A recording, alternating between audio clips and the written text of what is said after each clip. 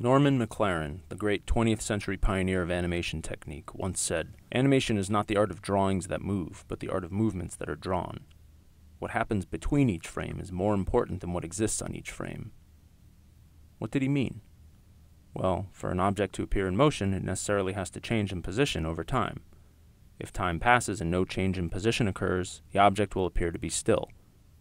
This relationship between the passage of time and the amount of change that occurs in that time is at the heart of every time-based art form, be it music, dance, or motion pictures. Manipulating the speed and amount of change between the frames is the secret alchemy that gives animation the ability to convey the illusion of life.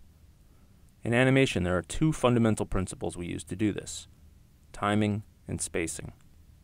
To illustrate the relationship between them, we'll use a timeless example: the bouncing ball. One way to think about timing is that it's the speed, or tempo, at which an action takes place. We determine the speed of an action by how many pictures, or frames, it takes to happen. The more frames something takes to happen, the more time it spends on screen, so the slower the action will be. The fewer frames something takes to happen, the less screen time it takes, which gives us faster action. But timing is about more than just speed. It's also about rhythm. Like a drum beat or melody only exists when a song is being played, the timing of an action only exists while it's happening. You can describe it in words, say something will take 6 frames, 18 frames, or so on, but to really get a sense of it, you need to act it out, or experience it as it would happen in, well, real time. Now, the timing of an action all depends on the context of the scene and what you're trying to communicate. What is doing the acting, and why? Let's take our example. What makes a ball bounce? The action we're talking about here is a result of interacting physical forces: the moving ball's tendency to stay in motion, or its force of momentum, versus the constant force of gravity bringing it back down to earth. The degree to which these invisible forces apply, and the reason why the ball behaves the way it does, all depends on the physical properties of the ball. A golf ball is small, hard, and light. A rubber ball is small, soft, and lighter. A beach ball is large, soft, and light. A bowling ball is large, hard, and heavy. So each ball behaves very differently according to its properties. Let's get a sense of the visual rhythm of each.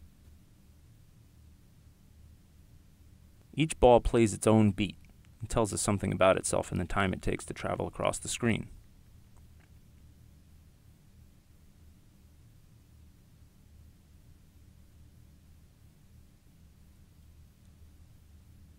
The visual rhythm of these hits is the timing. Okay, let's start animating our ball bouncing up and down with a simple cycle of drawings. We'll draw a circle here, call it point A, our starting point. We'll have it hit the ground here, point B. Let's say it takes about a second to hit the ground and come back up again.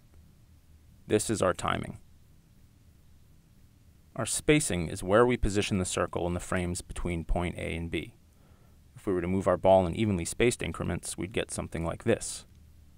It's not really telling us anything about itself.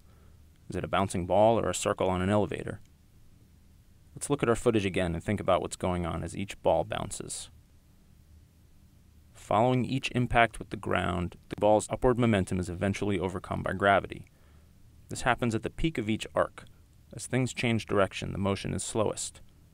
We see here the successive positions of the ball are close together. The ball then speeds up as it falls, and is at its fastest when it's approaching and hitting the ground.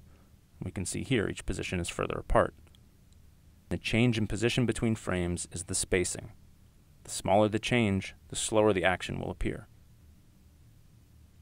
The greater the change, the faster it will appear.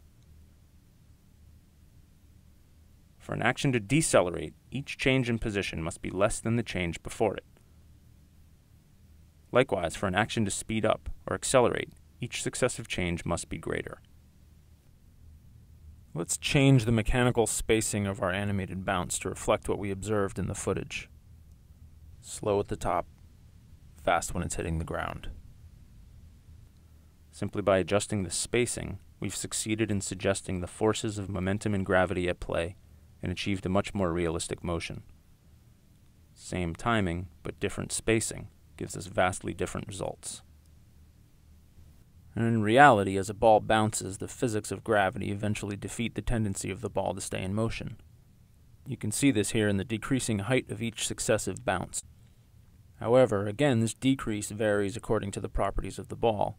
Even though these circles are the same size here, they're each telling us a different story about themselves, purely in how they move. The relationship between these principles of timing and spacing can be applied in countless ways and used to animate all types of action. A yo-yo. A punch. A gentle tap. A push. A saw. The sun traveling across the sky.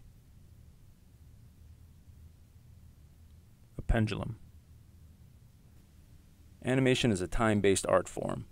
It may incorporate the aesthetic elements of other graphic arts like illustration or painting, but what sets animation apart is that here what you see is less important than what you don't see.